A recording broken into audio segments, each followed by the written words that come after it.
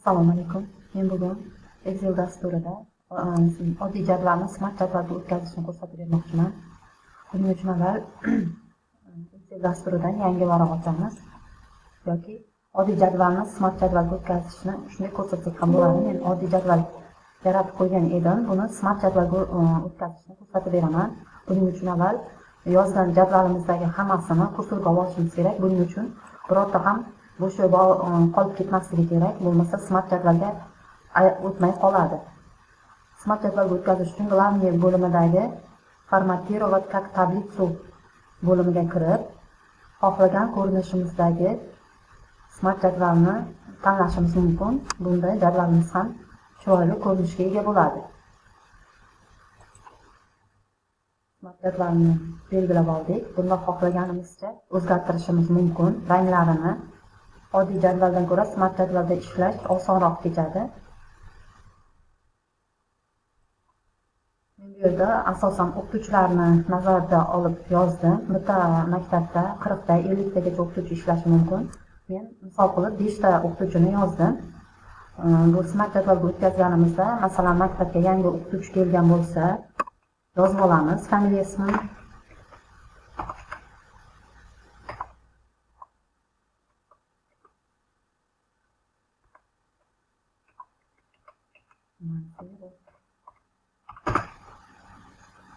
Tohir deb yozadigan bo'lsak,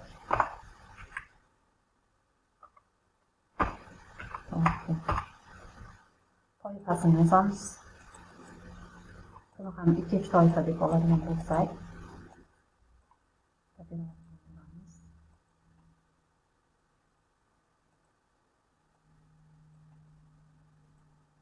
bir stavkada ishlaydi deb hisoblasak, buni oyligini ham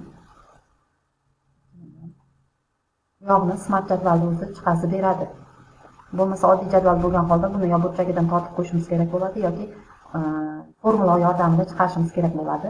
Smart jadvalni asosiy qulayligi ham mana shunda. Chunki bitta tashkilotda ko'p xodimlar ishlaydi. Uni bittalab ishlab chiqqancha ana shu Smart jadvalga o'tkazsak, qo'lga tegadigan summasi, daromadi, oyligi hammasini o'zi chiqazib beradi. Bu Smart jadvalda mana burchagida kichkina belgi bor. Ana shuni bosadigan bo'lsak, bu yerda xodimlarning oylik ish haqlari ketma-ketligi yozilgan yoki mana bu yerda shtat birligi yozilgan. Bizga misol uchun jadval ishlayotganimizda faqat bir stavkada ishlaydigan xodimlar bilan jadvalni tuzadigan bo'lsak, qolganlarini ko'rinmaydigan qilib turishimiz mumkin. Buning uchun belgilab olib, o'qni bosamiz. Mana faqat birinchi toifadagi, ikkinchi toifadagi o'qituvchilarning qoldi. Ular bilan ishlab bo'lganimizdan so'ng yana o'z holiga qaytarib qo'yishimiz mumkin. Keyin bularni umumiy summasini chiqarish uchun biron bir kursorga olib, konstruktor bo'limiga kiramiz. Stroka itogov tugmasini bossak, umumiy summasi kelib chiqadi. Bu jadval har tomonlama qulay va tez ishlaydigan jadval hisoblanadi. Buni qo'llaganimizda hammaga qulaylik yaratadi. E'tiboringiz uchun rahmat.